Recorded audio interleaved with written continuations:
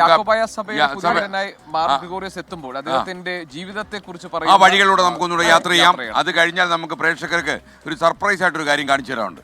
അപ്പോൾ ആദ്യം നിങ്ങൾക്ക് അദ്ദേഹത്തിന്റെ വഴികൾ, നന്മ നിറഞ്ഞ വഴികൾ എങ്ങനെയൊക്കെ ആയിരുന്നു എന്നും നോക്കാം.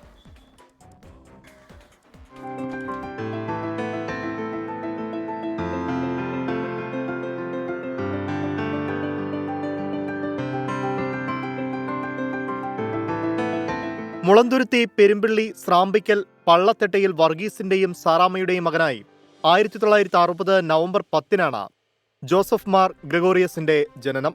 13-ാം വയസ്സിൽ ഷമ്മാശപ്പട്ടം സ്വീകരിച്ചതു മുതൽ അദ്ദേഹം സഭാശുശ്രൂഷയിലുണ്ട്. ഇടവക പള്ളിയായ മാർത്തോമൻ പള്ളിയിലും വീടിനടുത്തുള്ള പെരുമ്പള്ളി പള്ളിയിലും ആരാധനകളിൽ പങ്കെടുത്തിരുന്നു.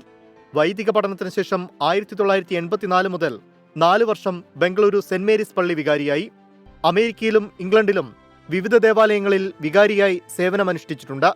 1974 മാർച്ച് 25 13-ാം വയസ്സിൽ കോറിയോ പട്ടം. 1984 മാർച്ച് 25 കശീശ സ്ഥാനത്തേക്ക്.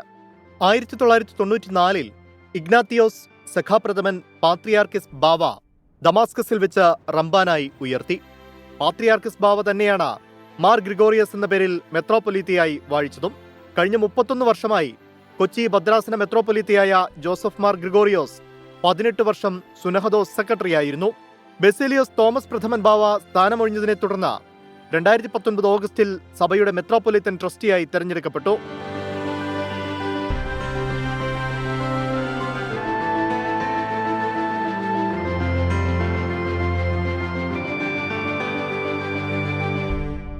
പരിശുദ്ധ പരുമല തിരുമേനിയുടെ 4ാം തലമുറക്കാരനാണ് ജോസഫ് മാർ ഗ്രിഗോറിയോസ്. അജപാലന ദൗത്യത്തോടൊപ്പം സാമൂഹ്യക്ഷേമ പദ്ധതികളിലും അദ്ദേഹം വ്യാപൃതനാണ്. വിവിധ ക്ഷേമ പദ്ധതികൾക്ക് തുടക്കം കുറിച്ച ജോസഫ് മാർ ഗ്രിഗോറിയോസ് നിരവധി വിദ്യാഭ്യാസ സ്ഥാപനങ്ങളുടെ സ്ഥാപകനുമാണ്.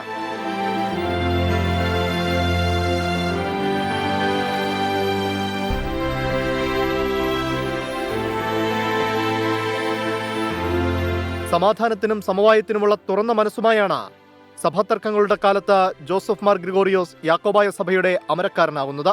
ഗീസ് പീറ്റർ, 24.